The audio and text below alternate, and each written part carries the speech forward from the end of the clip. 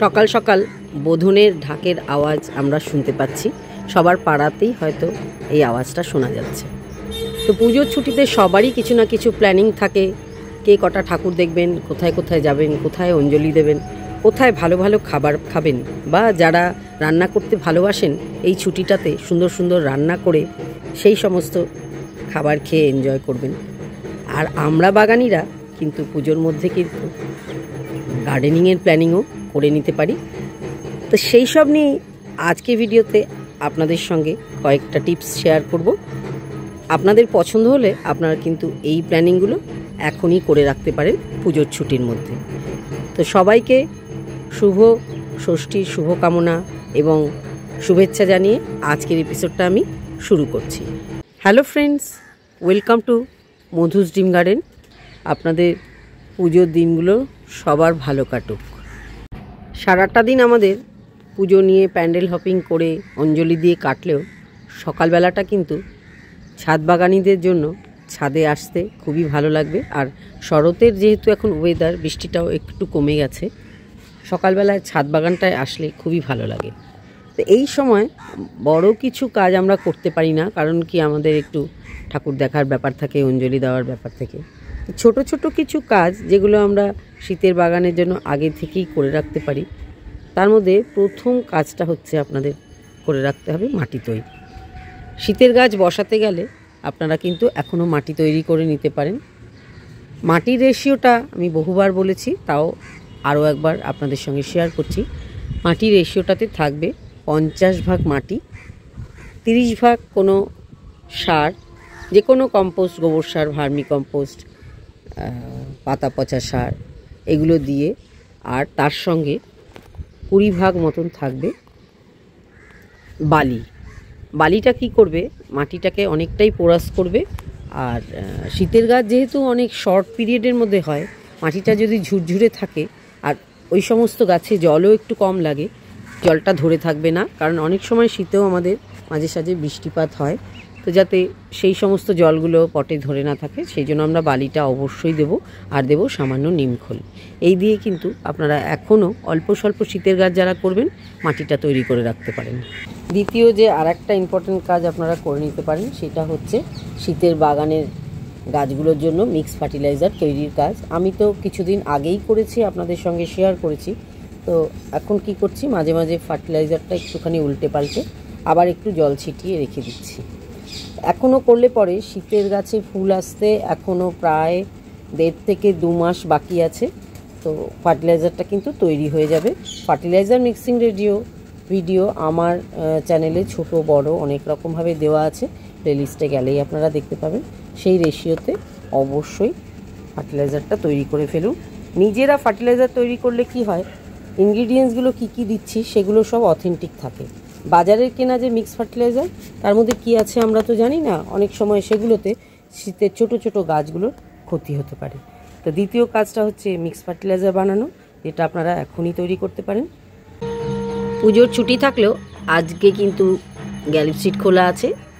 এই সার বানানোর যে ইনগ্রিডিয়েন্টসগুলো সেগুলো আপনারা ওখান থেকে আজকে কালেক্ট করে নিতে পারেন। গ্যালিপ সিডের মার্কেটে এই সমস্ত সার কিন্তু অ্যাভেলেবেল, আমি কিন্তু সেখান থেকেই নিই। 3 নম্বর কাজটা হচ্ছে পুরনো যে সমস্ত পটে ধরুন মাটি অলরেডি রয়েছে, সেই সমস্ত মাটিগুলোকে ভালো করে রোদে শুকিয়ে নিয়ে সেগুলোতে আবার সার দিয়ে রিঅ্যারেঞ্জ করতে পারেন। আর এই যে মাটির পটগুলো, সেগুলোকে খালি করে ধুয়ে পরিষ্কার করে রেখে দেবেন, যাতে শীতের যখন ছোট ছোট চারা আমরা বসাবো তাতে কোনো ফাঙ্গাস প্রবলেম না হয়, কোনো রকম পোকামাকড় সেই সমস্ত পুরনো পট থেকে না আসতে পারে। তো এই কাজটাও কিন্তু এই ছুটির মধ্যে আমরা অবশ্যই করে নিতে পারি। 4 নম্বর কাজটা হচ্ছে যেই ছোট ছোট চারাগুলো এখনও আমরা ফাইনাল পটিং করিনি, শীতের যেই সমস্ত গাছ আমি তাদের কথা বলছি, যেরকম যে চন্দ্রমল্লিকা আছে, কলিয়াস আছে, সেগুলোকে কিন্তু ফাইনাল রিপোর্টিং এখনই করে দিতে হবে, কারণ এরপরে দিলে আর বেশি ফুল পাওয়া যাবে না। তো এরকম ধরনের যদি ছোট চারা আপনাদের কাছে থেকে থাকে, অবশ্যই সেগুলোকে ফাইনাল প্রতিস্থাপন করে দিন, তাহলে মাসখানেকের মধ্যে গাছগুলো কিন্তু অনেকটাই বড় হয়ে যাবে। 5 নম্বর কাজটা হচ্ছে এই সময় যেহেতু বৃষ্টিটা এখন একটু কম হচ্ছে, তো গাছগুলো অনেক দিন ধরে বর্ষার জলে ফাঙ্গাস অ্যাটাক করে গেছে। তো বিকেলের দিকে একটু সময় করে একবার ফাঙ্গিসাইড স্প্রে করে দিতে হবে, কারণ পুজোর সময় আমরা ব্যস্ত থাকি, তখন আমরা গাছকে ঠিকমতো দেখভাল করতে পারি না। তো ফাঙ্গিসাইডটা দেওয়া থাকলে কি হবে, ফাঙ্গাস অ্যাটাকটা আর হবে না এবং গাছগুলো সুস্থ থাকবে। বিশেষ করে যেই সমস্ত গাছ শীতের পরে ডরমেন্সিতে চলে যাবে তাদের কিন্তু এখন অবশ্যই ফাঙ্গিসাইড দিয়ে সেই সব থেকে মুক্ত করতে হবে।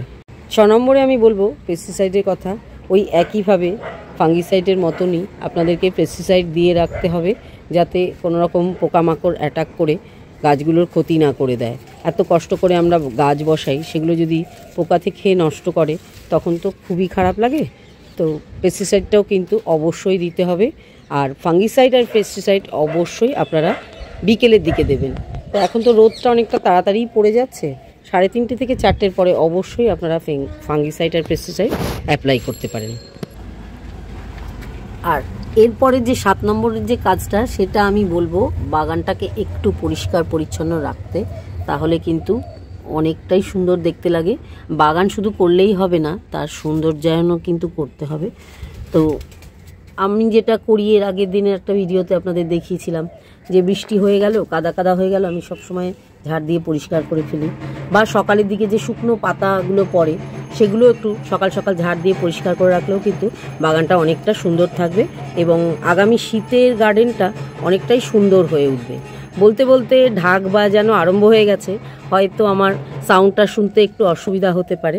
তো আশেপাশে পুজো হচ্ছে, তারই বাদ্যি বেজে গেছে। এবারে আসছি পরের পয়েন্টে, মানে 8 নম্বরের যে কাজটা আপনারা করে নিতে পারেন, সেটা হচ্ছে গোলাপের তত্ত্বাবধান। যারা যারা গোলাপ করেন, এটা তাদের জন্য খুবই এখন আদর্শ সময়। গোলাপের আর 2-3 দিন বাদেই অক্টোবর মাস পড়ে যাচ্ছে। তো এই সময় গোলাপের কাটাই ছাটাই রিপোর্টিং করতে পারলে কিন্তু শীতে প্রচুর ফুল দেবে গাছগুলো।